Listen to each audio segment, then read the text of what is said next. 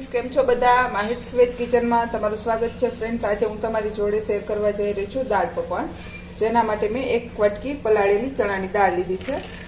3 થી 4 કલાક पलाळेली दाळ छे, मैं एक वाटकी लीधी छे। एने आपणे कुकर में नाखी देशुं अने अर्धी वाटकी में मग लीधा छे आखा, एने पण आपणे कुकर में एड करी देशुं।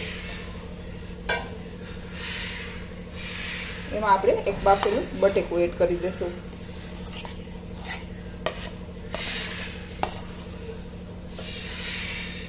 હવે એમાં આપણે 2 વાટકા જેટલું પાણી એડ કરી દઈશું। હવે સ્વાદ મુજબ મીઠું,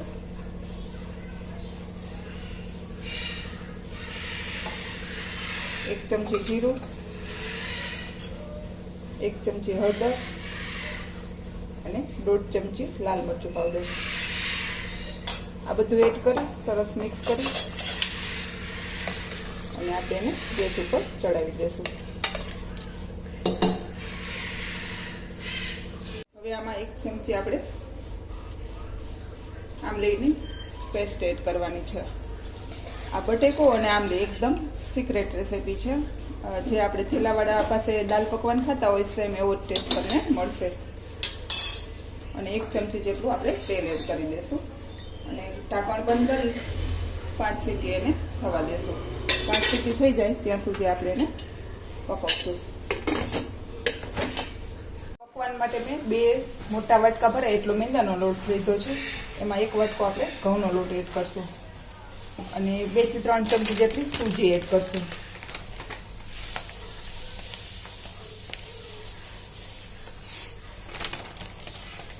થોડું જીરું, થોડા અજમો, સ્વાદ મુજબ મીઠું અને ઘીનું મોણ એડ કરશું। અત્યારે હું 3 ચમચી એડ કરું છું અને હવે આને આપણે એકદમ કડક લોટ બાંધી લેવાનો છે। બહુ ઢીલો પણ નહીં અને બહુ કઠણ પણ નહીં, એવો આપણે એનો લોટ બાંધશું। સરસ એકદમ પહેલાં મિક્સ કરી લેવાનું છે અને આ લોટને આપણે અડધી થી પોણી કલાક સુધી રાખી દેવાનો છે। આ રીતે તમે પકવાન બનાવશો તો ઘીના મોણથી તો એકદમ ક્રિસ્પી અને ખાવામાં ખૂબ જ સરસ ટેસ્ટ આપશે। અને દાળ પણ તમે જો બટેકું અને આ રીતે આમલીની પલ્પ નાખીને કરશો તો એકદમ તમને બહાર જેવો જ બહારથી પણ સરસ ટેસ્ટ આપશે। તો આ રીતે આપણે મીડિયમ લોટ બાંધી લઈશું। આ રીતે લોટ બાંધી થોડો તેલવાળો હાથ લગાવી દઈશું એને અને એને ઢાંકી અને આપણે અડધી કલાક રહેવા દઈશું। તો હવે આપણો પકવાનનો લોટ પણ બંધાઈ અને રેડી છે।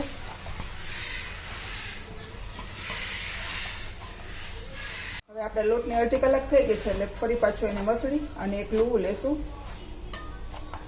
અને એમાંથી આપણે પકવાન રોટલીની જેમ વણી લેવાનું। બહુ જાડું પણ નહીં અને બહુ પતલું નહીં, એ રીતે આપણે વણી લેશું। તે આપણે લુવો લઈ અને પકવાનને વણી લેશું।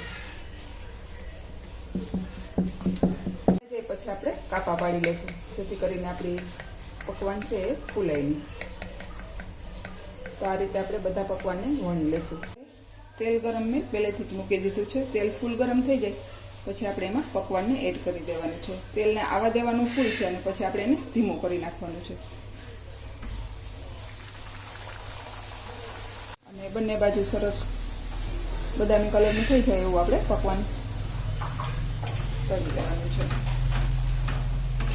અને ગેસ હંમેશા ફૂલ તેલ પછી ધીમો જ રાખવાનો જેથી કરીને આપણા પકવાન છે એકદમ સરસ ખસ્તા બને। તમે જોઈ શકો છો આપણું પકવાન છે સરસ બદામી એવું થઈ ગયું છે। તો બહાર કાઢી લેશું અને આ રીતે આપણે બધા પકવાનને તળી લેશું।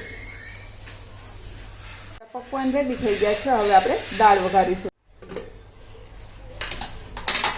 દાળ છે એકદમ સરસ બફાઈ ગઈ છે અને દાળ છે એ થોડીક ઘાટી થઈ જાય, થોડી વાર રહે એટલે આ રીતની આપણે એને રાખવાની છે। જો તમને વધારે ઘાટી ભાવતી હોય તો આ રીતની રાખજો, થોડી પતલી કરવી હોય તો તમે ગરમ પાણી પણ આમાં એડ કરી શકો છો।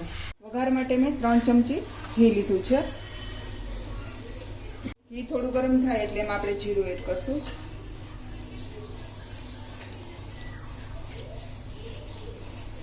અને આ ઘીને ફૂલ ગરમ નથી થવા દેવાનું।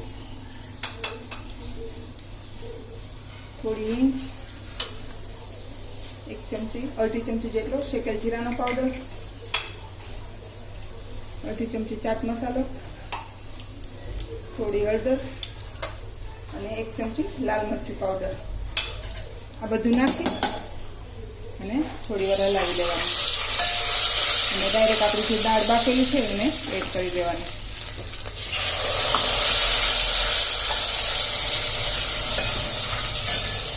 અને થોડી વાર એને એક ઉભરો આવે ત્યાં સુધી પકાવી લેવાની છે. બાફતી વખતે આપણે મીઠું એડ કર્યું છે, પછી આપણે થોડી ચાખી અને સ્વાદ મુજબ એડ કરી દેવાનું છે. તો બિલકુલ તમને બારે મળશે એનાથી પણ ખરેખર ખૂબ જ ટેસ્ટ આવશે. એક વખત ચોક્કસથી આ રીતે દાળ બનાવી જોજો. હવે આપણી દાળ છે એ સરસ ઉકળવા આવી છે, એટલે આપણે એમાં એક પકવાન છે એનો ભૂકો એડ કરી દઈશું. આ રીતે આપણે પકવાનનો ભૂકો એડ કરશું, જેથી કરી અને દાળ છે એકદમ સરસ થીક થશે અને એનો ટેસ્ટ પણ ખૂબ જ સરસ આવશે. તો હવે આપણી દાળ છે એકદમ સરસ બની ગઈ છે અને નીચે ઉતારી લઈશું. તમને ગળી ચટણી બનાવીશ, જે આની જોડે ખાશો તો ખૂબ જ સરસ ટેસ્ટ આવશે. તો એના માટે મેં થોડી ચાસણી બનાવી લેવાની છે. જો ન વધેલી હોય કોઈ પણ જાંબુ કે તમે કંઈ બનાવ્યું હોય એમાં, તો એની ચાસણી વધી હોય તો પણ ચાલશે, અને નહીં તો તમારે અડધી વાટકીની ચાસણી બનાવી દેવાની છે.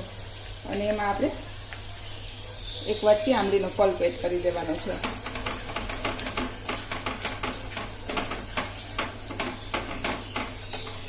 આંબલીનો પલ્પ એડ કરી અને થોડું આપણે એમાં પાણી નાખશું. એક વખત આ ચટણી તમે આ રીતે ટ્રાય કરજો, ખરેખર એટલી ટેસ્ટી બને છે. બારે જે લારીવાળા હોય એની પાસે હોય એ રીતનો તમને ટેસ્ટ આવશે. આપણે બારે કોઈ પણ ચાટ ખાતા હોય તો તમને એની ચટણીનો ટેસ્ટ આવતો હોય, તો એ લોકો આ રીતે બનાવતા હોય છે. હવે એમાં આપણે થોડું ધાણા જીરું અને લાલ મરચું પાવડર અને થોડો ચાટ મસાલો આ બધું એડ કરી અને હલાવી દઈશું. અને થોડી કોર્નફ્લોરની સ્લરી નાખશું, જેથી કરીને એનો કલર પણ બદલશે અને થોડી થીક પણ થશે.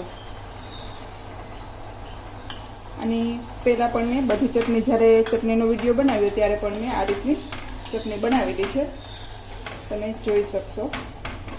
અને હવે એને થોડી વાર આપણે ઉકળવા દઈશું, જેથી કરીને એનો કલર ચેન્જ થાય ત્યાં સુધી એને પકવશું. તમે જોઈ શકો છો, જુઓ એનો કલર પણ એકદમ સરસ ડાર્ક થઈ ગયો છે અને થીક પણ થઈ ગઈ છે. તો આપણી આ ગળી ચટણી છે એકદમ સરસ રેડી છે. આ રીતે બનાવવાની ચોક્કસથી ટ્રાય કરજો. ખરેખર આ ચટણી તમને એકદમ ગમશે, એટલો સરસ ટેસ્ટ આવે છે. તો આ આપણી ગળી ચટણી છે હવે રેડી છે. આપણી સિક્રેટ રેસિપી ખાટું પાણી બનાવશું, જેના માટે મેં 1 ચમચી આંબલીનો પલ્પ લીધો છે. આ પાણી પણ ચોક્કસથી બનાવજો, ખરેખર ખૂબ જ ટેસ્ટ આવે છે. એમાં આપણે લાલ મરચાં અને લસણની ચટણી એડ કરશું, 1 ચમચી જેટલી, અને 1 થી 2 મોટી ડુંગળી ક્રશ કરેલી લેશું, અને સ્વાદ મુજબ આમાં મીઠું એડ કરશું. આમાં બીજું કશું નથી નાખવાનું. અને થોડી ધાણા ભાજી, અને પછી પાણી એડ કરી દેવાનું છે 1 કપ જેટલું, અને હલાવી લેવાનું છે. જો વધારે તીખું ખાવું હોય તો તમે આ જગ્યાએ વધારે ચટણી એડ કરી શકો છો. તો આપણું ખાટું પાણી પણ રેડી છે. તો હવે આપણે દાળ પકવાનની બધી ગ્રીન ચટણી, રેડ ચટણી, એ તો આપણે જે રૂટીન કરતા હોય ફુદીના મરચાંની, એ ગ્રીન ચટણી બની ગઈ છે. અને આ લસણ અને લીલા લાલ મરચાંની ચટણી છે. ગળ્યું પાણી, ખાટું પાણી અને બધી આઈટમ આપણી બની ગઈ છે. તો હવે આપણે સર્વ કરશું. ફ્રેન્ડ્સ, તૈયાર છે મારા દાળ પકવાન, જેમાં મેં દાળ, ડુંગળી, ગ્રીન ચટણી, રેડ ચટણી, મીઠી ચટણી અને ખાટા પાણી સાથે સર્વ કર્યું છે. જો તમને મારી આ રેસિપી પસંદ આવે તો લાઈક કરજો, શેર કરજો અને સબસ્ક્રાઈબ કરવાનું ભૂલતા નહીં. Thank you, bye bye.